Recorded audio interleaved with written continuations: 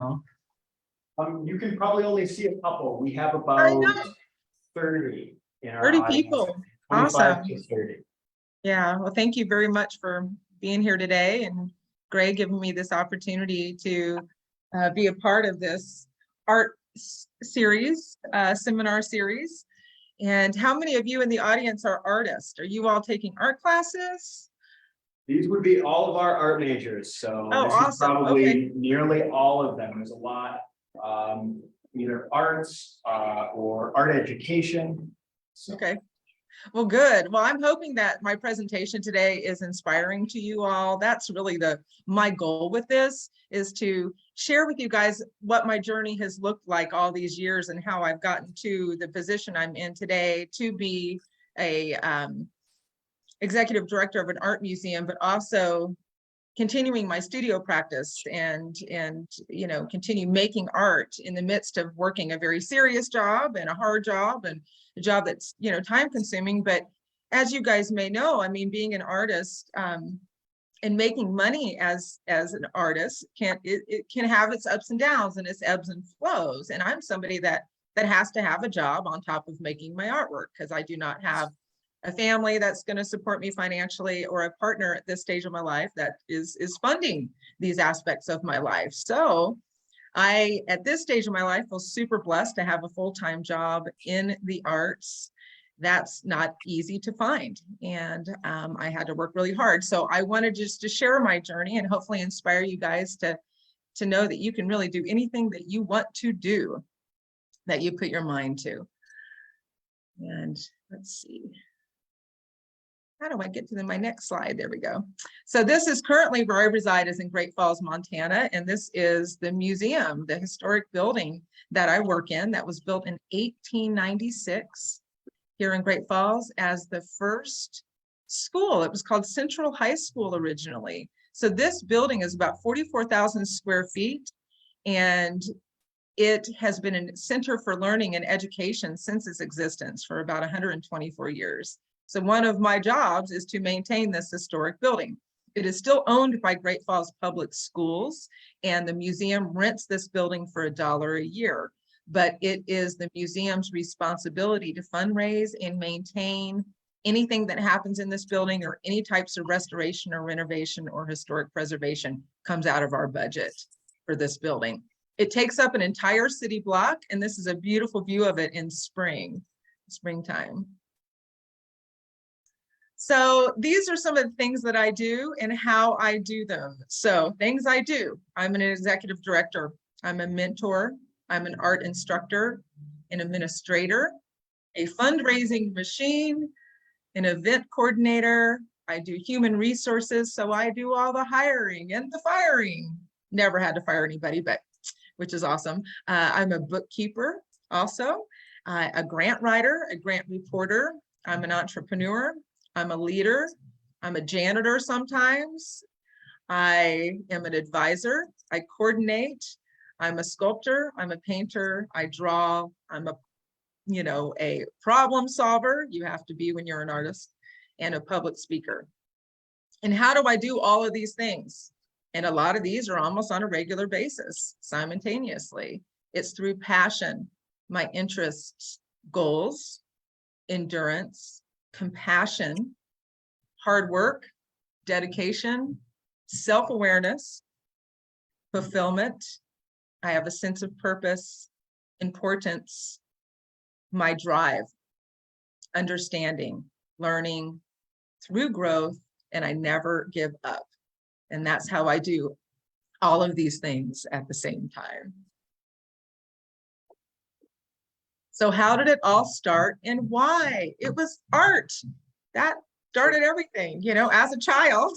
What do? We doodle. So I doodled this with my computer. I was cracking up. I was like, yeah, I like it. Looks good. Okay, we'll keep that. But art is the reason that has kept me sustained.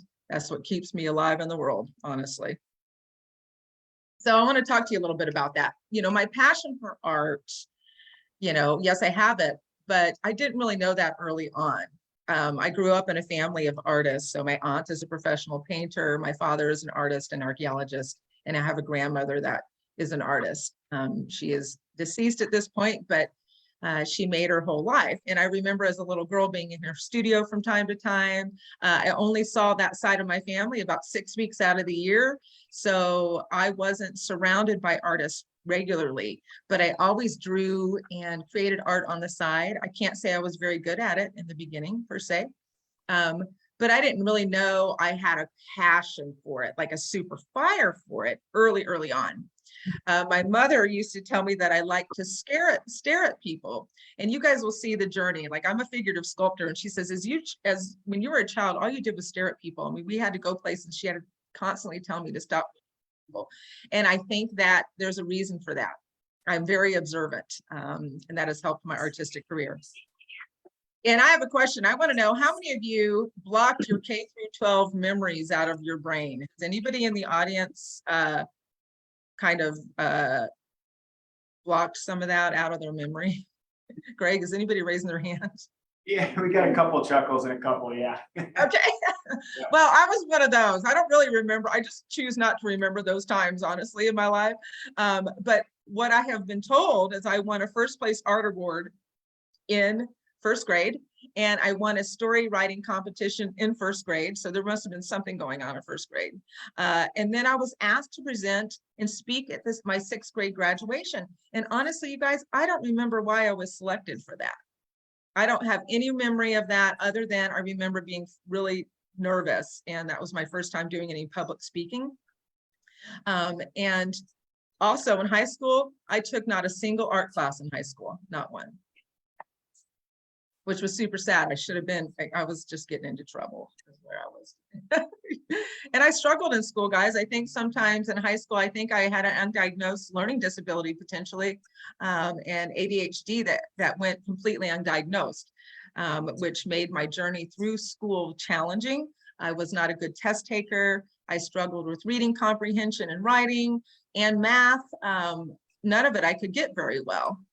But those things didn't hold me back, but it held me back for a little while thinking that I wasn't really intelligent. But for somehow I've gotten where I am, and that idea that I have held on all those years is going away at this point. So I can finally say that I love to learn, and school is amazing. So I have 3 degrees. So right after high school, I went to earn an associate's degree in interior design. In 1994 is when I graduated. And the reason I went to school for interior design is my mother wasn't going to send me to school for fine art. At that time period, many families would say there was nothing you could do with a fine art degree. So she did not want to set me up for failure. And so she said, no, I'm not sending you to fine art school, but I will send you to school for interior design because you could go work for a design firm. And I did like to create, I liked visual surroundings to be aesthetically pleasing. I found that interesting. And that round of college, I moved from Durham, North Carolina, where I grew up, to Atlanta, Georgia, when I was 18 years old. I did not know a soul, and I had never been to Atlanta before. I immediately met friends and found my stride. I finally was doing education or learning things that were creative, and I excelled in it at that point.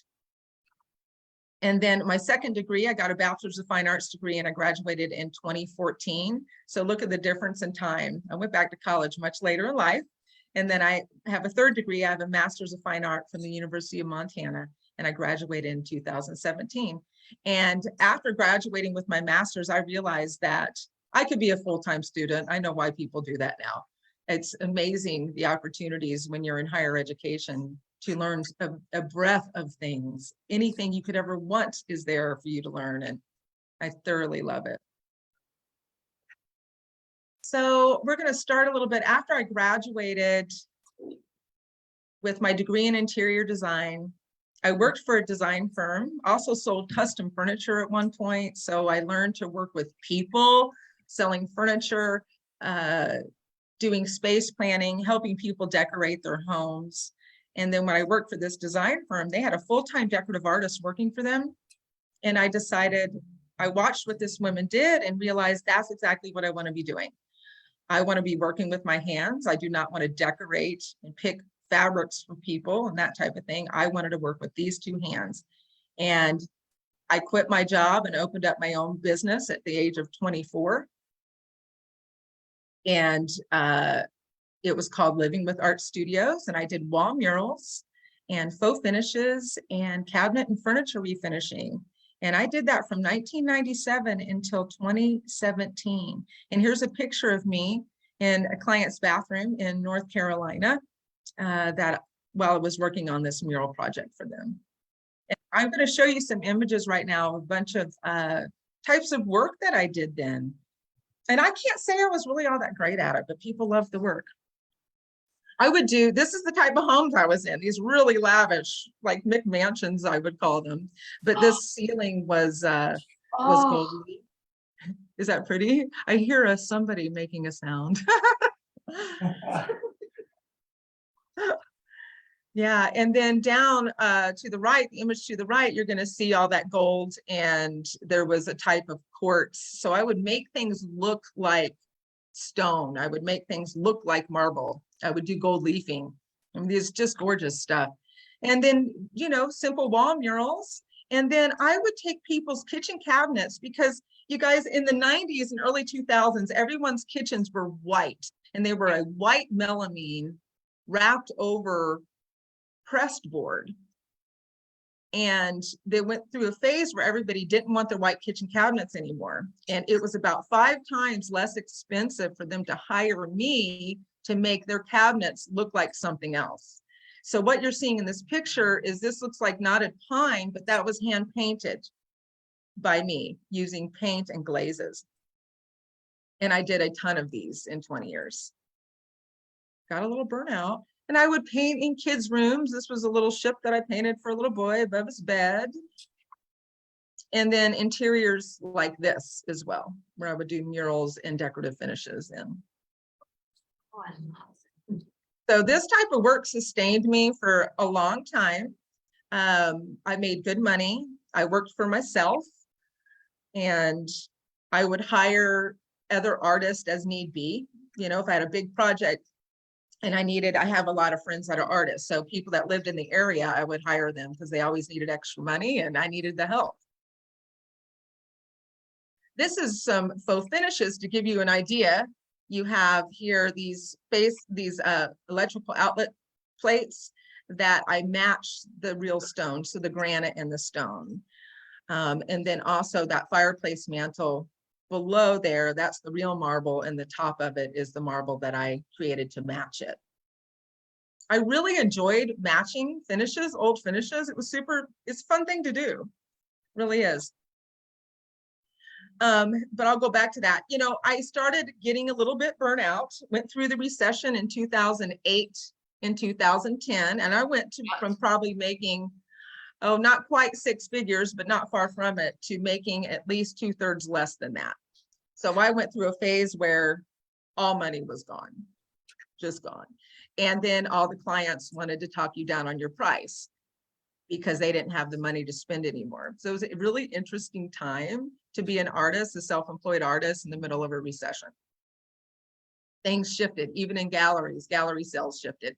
People were purchasing career artist works of art that were more like $40,000 or $50,000 versus works of art that were, you know, $3,000 to $6,000 because of the investment. So it was an interesting psychological thing happening during that time in the fine art world. And while I ran my business part-time, I painted paintings and sold them in galleries in Texas, North Carolina, and Georgia. And I worked nights and weekends on my fine art. And this just gives you a sampling of what my paintings were at that time. So I painted landscapes.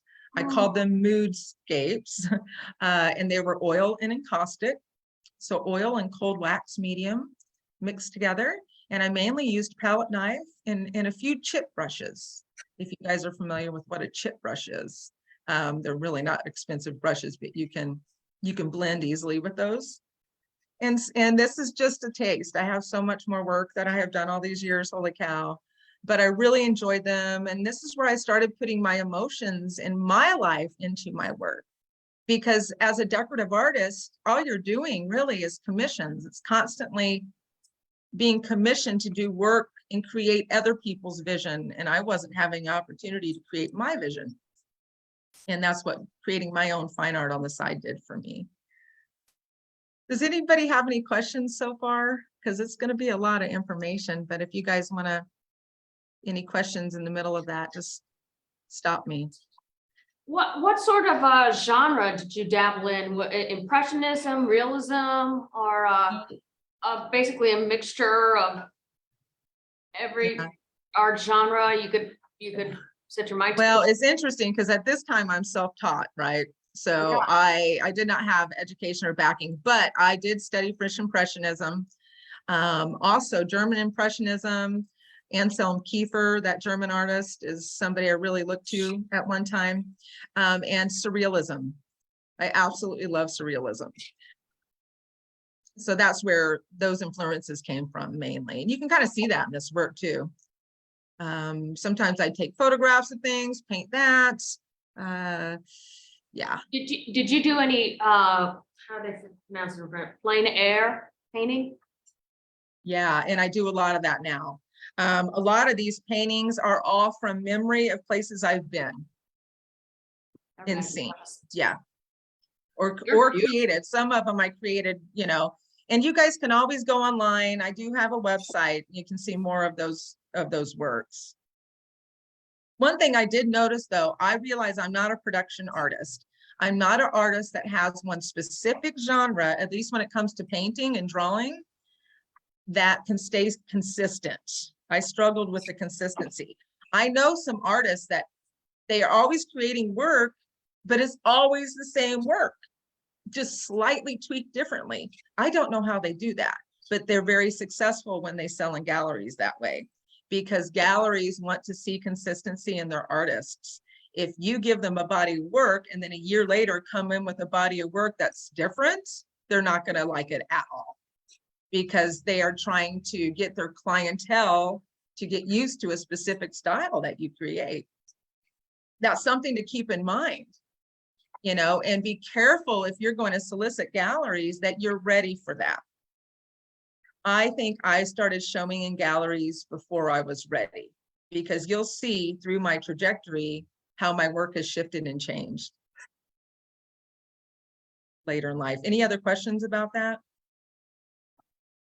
What are the sizes of these, Sarah?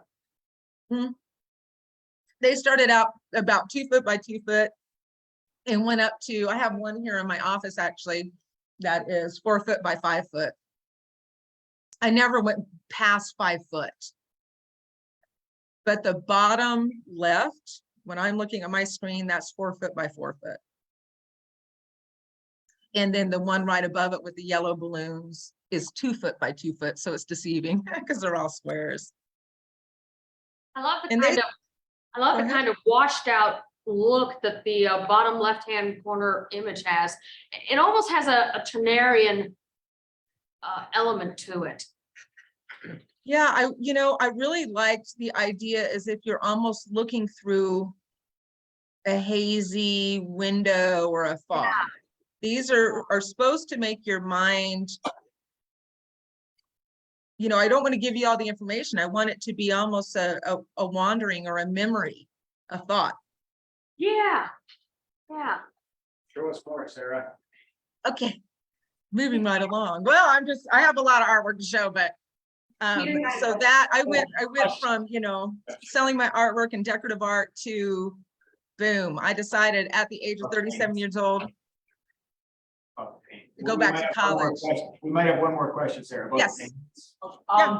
So how did you, like, you started your own business, right? How did you start finding clients, like through, like, okay, you know? Yeah, so ways to get clients, so that's a great question, is, well, through the designer, the woman that I quit working for, she started hiring me to do murals for her clients, actually. So I would get business from designers often. And I am somebody that if you meet me, and I enjoy talking to and meeting people, I tell people what I do. I advertised my business. I had a little sign on my car even. I got business that way, just at the gas station. I mean, so, and then it built up to being really just word of mouth. I never had to advertise anymore. You do one person's home, they tell their friend, on and on and on.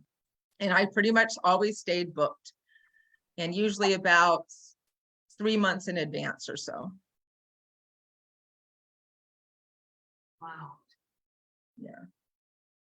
So you just have to have passion. You can't be shy if you're running your own business. You've got to tell people what you do. Yeah. And you have to be proud of what you do and trust that what you do is good, even when you're learning. Fake it till you make it, as some say. Some disagree with that statement, but I don't know.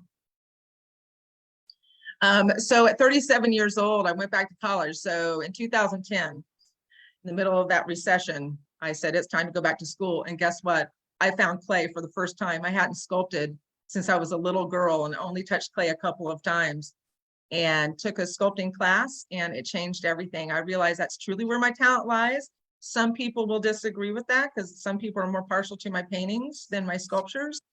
But so I started my sculpting career at 37, and painting and drawing never completely left my practice because it's still pretty regular in my life. But I went back to school full time and I ran my business on the side. And Georgia State University is in Atlanta, Georgia. It's a great school and they have a great ceramics program. And that's me after I just cut the head off of a sculpture, which you'll see this piece here, because a lot of my work I'd have to cut up in pieces and fire in the kiln separately in different pieces. So this is some of my earlier work. I was learning about mythology and folklore and ideas and metamorphosis between animal and human. And I was growing. I think, just so you guys know, especially from a female perspective, I believe a woman in her 30s that's one of a very, very instrumental time of growth in a woman's life, and maybe even in men. But speaking from a female perspective, I really went inside. My professor at the time gave me the license to create artwork that may not be what everyone wants to see. And she gave me license to put my emotions and feelings and life experiences in my work without fear. I worried people would judge me for some of the works that I made. And that wasn't the case in Atlanta at all. No, nobody was frightened of the work. But here's some early work of mine, focusing on the human condition. These two male-female figures are called the hunt.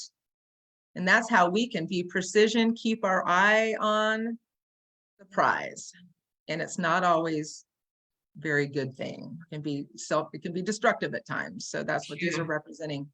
But these pieces did get purchased by the director of the art department at Georgia State University. And just last week, he sent me images of these pictures of these pieces in his home. He's also an interior design professor, so that was pretty cool. And then this dancer girl here, she put me on the map as a ceramic artist. I won first place in NCECA student juried exhibition. And she was featured in, I think, Ceramics Monthly, or at least my name was mentioned. And she also is in a book called 500 Figures in Clay. So one thing to know, you guys, is that when you are taking pictures of your artwork, make sure you either I hired a professional photographer to photograph my work, because that's why that image looks so good. And that's why it's published in the book, is because of the quality of the image. The piece is nice, but it's also the photograph. She's almost more beautiful in the photograph than she is in person, I think. And I think the photograph kind of gives her this Degas touched. Yep, you nailed that right, because that's exactly a reference.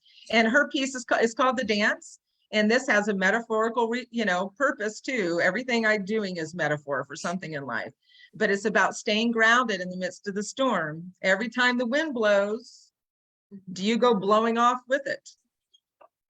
So it's me learning to practice staying grounded in life. And here's some pictures of me in my studio in undergrad. So you can see behind there that there's some drawings of the sculptures. So drawing never left, but sculpture really was my jam, I'll say. And this kind of gives you an idea of what it's like to sculpt a life-size figure, hollow built too. And here's some pictures of the process of that piece I'm sculpting. Her name is called Pomegranate.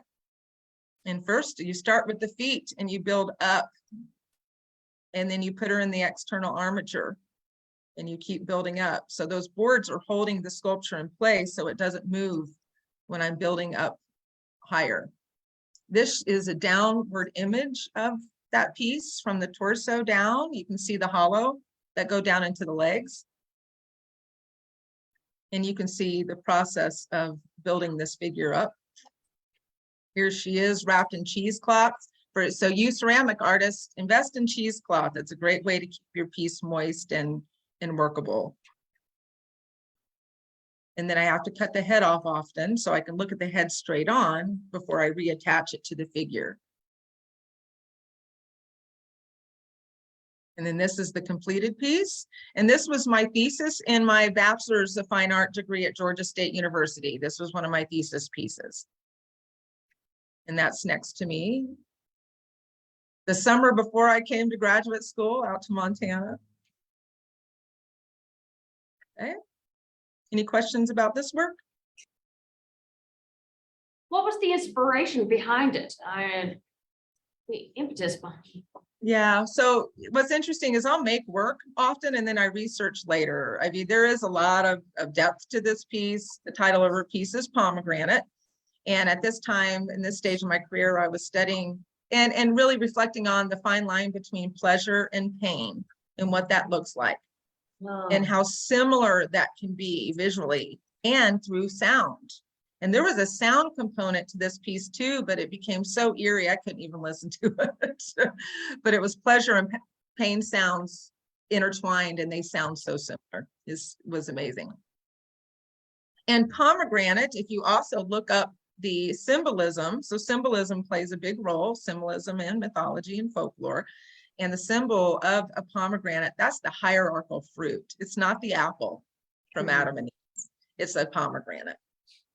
And pomegranates were used for everything from contraception. So people would cut the pomegranate in half, pour it out, and use that as a diaphragm. Some people believe that if you ate the seeds of a pomegranate, it would abort your child. So it's loaded in content, the life, death, life cycles, all in that symbol. And that's what she is dealing with, pleasure and pain at the same time. And the question for the audience is she in pleasure or is she in pain? What's happening? And it's almost as if, from a feminist perspective, it frames pleasure in a way that is female-centric, that it's viewed from the female gaze rather than the male gaze, which has often been the case for centuries. Here, we women are recapturing, we are giving back our own instinctual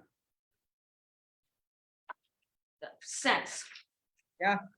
Well, I love the way you think because, you know, I started learning about the female gaze and the male gaze at this time also. So my work was really pushing these ideas about human sexuality, how we look at the figure, and then all the emotions involved and in between, and what that looks like, and what it's like to be a woman to create nude figures. There's a lot of judgment around that, actually. People judge me or assume something about me, which is really interesting, I find. I'm fascinated by all that. You know, I'm really interested in psychology and counseling, and I went back to school at Georgia State University my plan was originally to get a master's in counseling or art therapy and not get a master's in fine art. But it was my professor that convinced me to get a master's of fine art because she felt that I would be a really good professor and teacher. And I absolutely love to teach. So I still get a chance to do that, but I decided to go on and get my master's at this point. So right after graduate school, I was accepted into the University of Montana. In 2014, I moved out to Montana from Atlanta, Georgia. I never even visited it, you guys. I mean, I had family that's always like, you're so brave and courageous. And I'm like, I don't see it that way. I see it as I have a goal and I just need to go get this. There really wasn't any fear wrapped around it. And this is me in my studio at University of Montana. Here I am creating a piece too. And you'll see all my things, my feminist stuff. So one thing to know, like if you guys were to decide to go back to college and get a master's degree in art, often people have a hard time figuring out where to pick up. So I had the summer off, I'm packing my things, trying to make as much money as I can so I can make the move.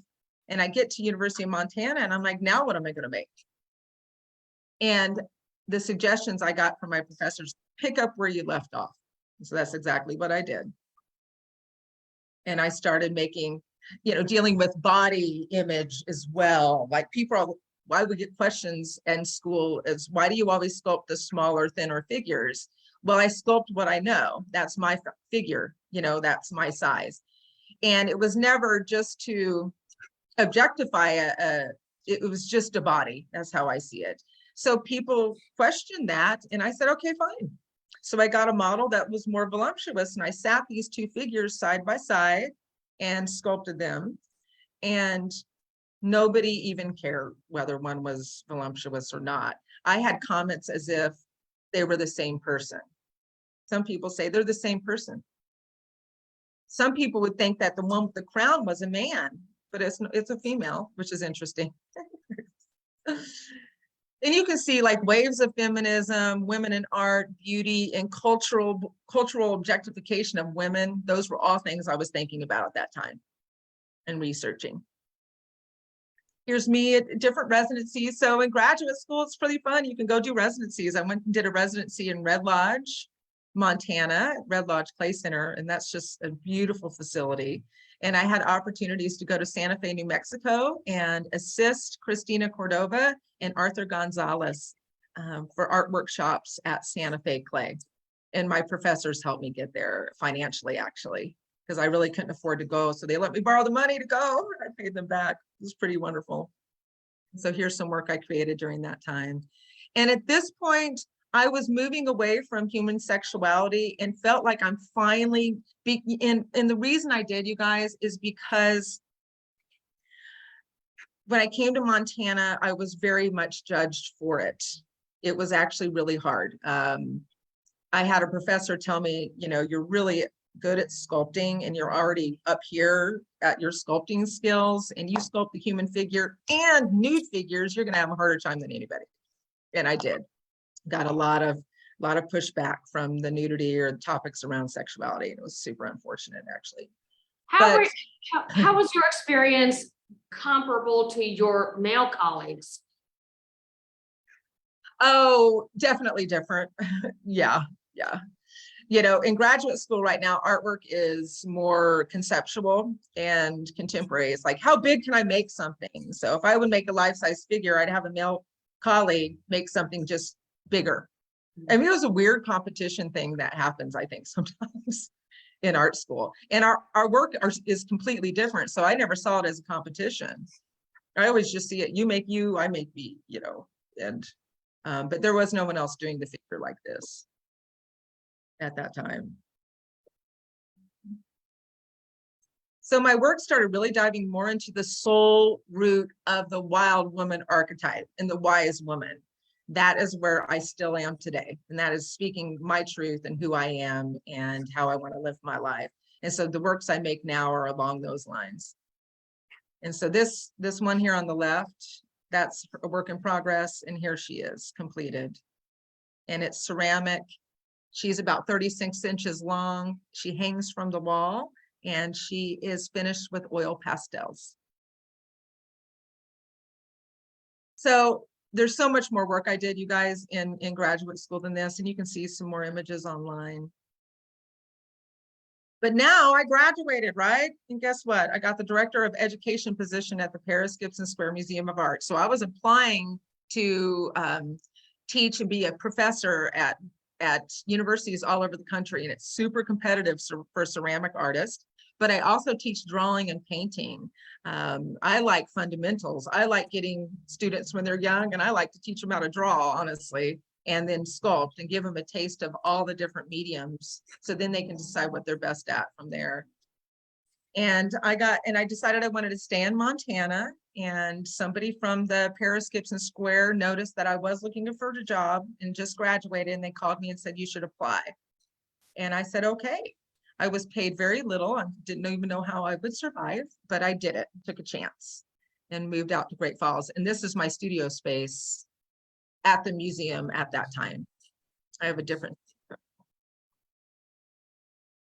So I wanted to give you guys some inspiration as education director.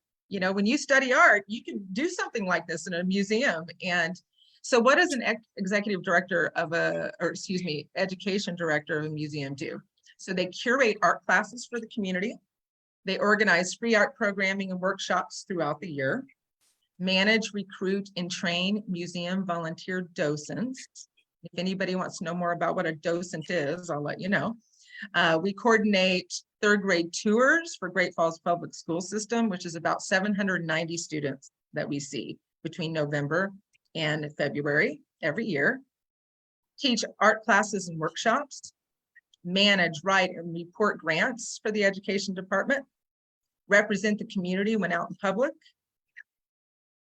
build relations with K through 12 public schools art teachers, present what the education department does for the organization, seek sponsorship for education events. I planned large educational community event called Arts on Fire every year, manage and maintain the classrooms, fire kilns, manage and instruct a roster of over 12 teachers, hire and retain art instructors, work with students with cognitive and physical disabilities, which is a highlight, and started a weekly teen art program 3 years ago. I work with high-risk teens, still as the executive director now, every Tuesday night from 5 to 7. It's a big job. This is a huge job, but it's super rewarding. And here's some images of the museum and some of the people that I worked with during my time as education director. The one on the left is the high-risk teen group. And then there's some third graders. And that foot that Messina Sayu is sculpting, that was a workshop that I taught on how to sculpt hands and feet. And then Alyssa Blevins down at the bottom, one of our art instructors. And then 1.5 years into my new job, I was asked to be the interim executive director. It was a very exciting time, but very stressful and busy time for me in the museum. I was running the education department. You saw that list of things, and was running the museum. And it was handed to me in not the best situation. So I had a huge responsibility. My eye twitched for about 2 months, my left eye. I'll never forget it. I'm like, there's something seriously wrong with me. I couldn't get it to stop. And it was a really stressful time. And then in January 2019, I was hired to become the official executive director for the Paris Gibson Square Museum of Art, which I applied for. I had to submit grants that I've written in the past and all of that. So it wasn't like they just picked me. They had many people they interviewed, and they took a chance on me. And the reason I did it, you guys, is I felt like this opportunity presented itself, and you kind of go with opportunities like this. I mean, it's been like getting another master's degree in nonprofit management, and even in the middle of a pandemic. So when I came on board is when the pandemic hit. So how did I become the executive director of the museum? These are the things why they hired me, I think, is that I love art and love making art. I also like art history, and I know the importance of it in our culture. I always have. I like working for myself, and I ran a business for 22 years. So that means I probably like to be a boss, obviously. I'm proven to be a leader.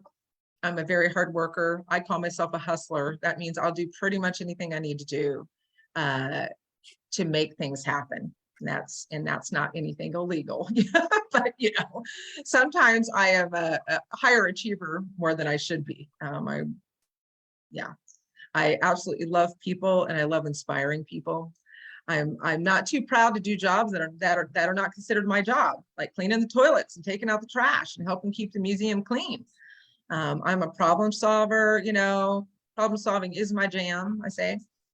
Working in the humanities fuels my soul and spirit, and it takes perseverance and resiliency. That's how you can do these types of things.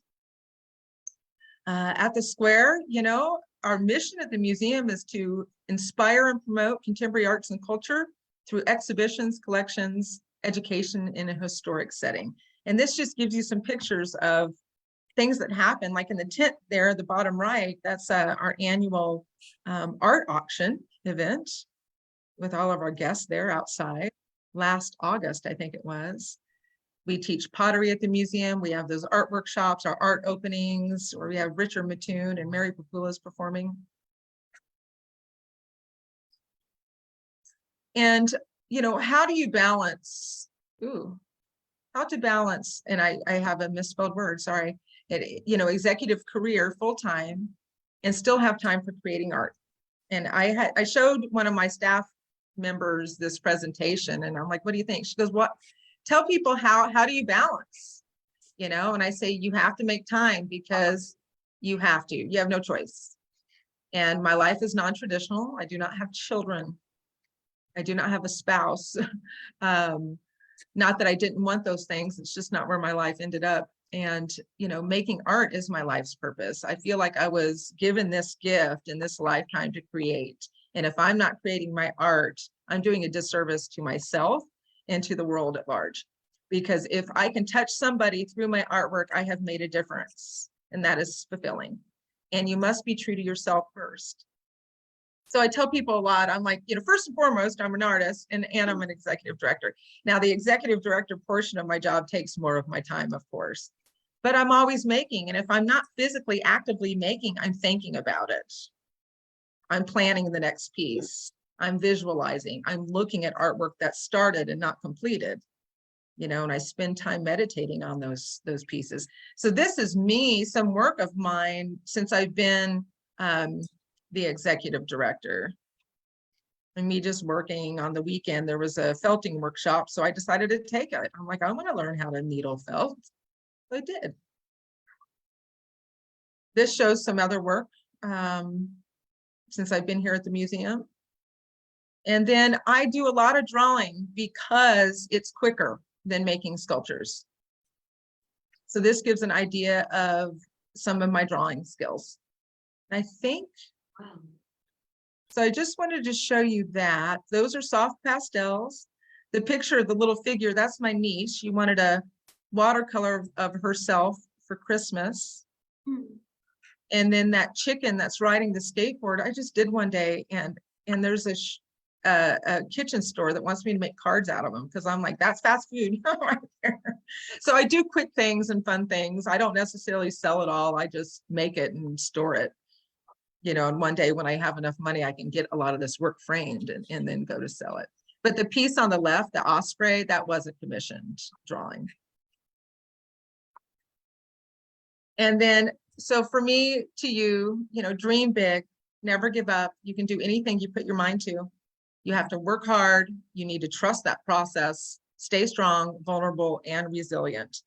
This photograph of the museum was taken last night. And we are in some rain right now, and we had that rainbow, and it makes me go, look at us. We're like the pot of gold at the end of the rainbow. It just makes me go. To me, like the double rainbow. I know it. Isn't that awesome? Yeah. So those are all the images I have. Is there any time to talk a little bit more? See if there's any other questions. I can. Questions right now, feel free to ask. I know we're really at the end of our class session, so if you do need to go, you can probably go. But if you do have questions for Sarah, please ask. Oh, I can actually see you guys now. How cool is that? Yeah, I kind of finally figured that out. How often do you petition the school board and possibly the state legislature for funding the preservation and conservation of the museum? Oh, well, that's a great question. So right now, I just wrote this year a grant through the Montana Historic Preservation, and it's a $400,000 grant. You can apply every 5 years, and I just wrote for that. And I think I'll be going for the first time in April to the legislature for a bat mitigation, bat exclusion in our historic attic space. Excellent. Well, good luck with that. Yeah, thanks. So I'm always working with the school system and writing grants, and that's huge. And then managing my staff to get people, you know, and we've been able to grow. Our budget has grown about 300,000 in the past 3 years because of all that hard work. And I've been able to hire 3 new full-time positions here at the museum. Wow. Yeah. I think we have. All right. Okay. Who's that person that was asking me all those questions? I can't see their face. Over here, but you will have. Come in the picture so I can see you. Thank you for being so thoughtful. I don't know where you are, but yeah. With your drawings and paintings, do you sell them as purpose, like a multiple of them, or do you just sell the originals? Say that one more time. I'm sorry. With the your drawings and paintings and Oh, this stuff, do you sell prints of them, like? okay. Yeah, thanks for asking that question. I do. I have a limited series of about 20 birds that I've created that I did a limited edition 20, only 20 ever made. I didn't want to do that. And then a friend of mine said, you're crazy not to, because the originals are so much more expensive. But I do sell the originals too. Yes. Are you gonna go back to that? Yeah. Extra announcements. Any of the extra announcements? Okay. Well, I think we're pretty good. Yeah. Thank you very much for joining us, Sarah. It was excellent to look at your trajectory. Thank you, guys. From, from being an independent artist to getting into going back to school and teaching museum administration, and a really cool story, great work. And I'd like to thank you again for joining us today, but then also for coming to the campus earlier in September. Yeah, well, thanks for the opportunity, Greg. I had a great time. It was really nice to get to know you all. Hi, I met you at the opening. Yeah, thank you so much. You're welcome. I hope that inspired your students. Yeah, I think so. Oh, come on in, Linda, right here. Hi. How you doing?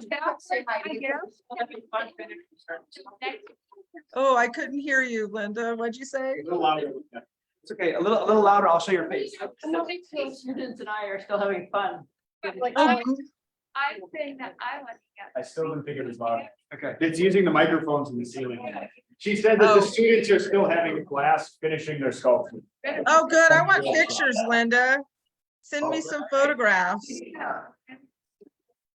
All right. Thank you. All right, Okay, Greg. thanks so much, Greg. Thank you again, sir. We'll see you Have a later. great day. Okay, take care. Bye, everybody. Bye. I'm having a long.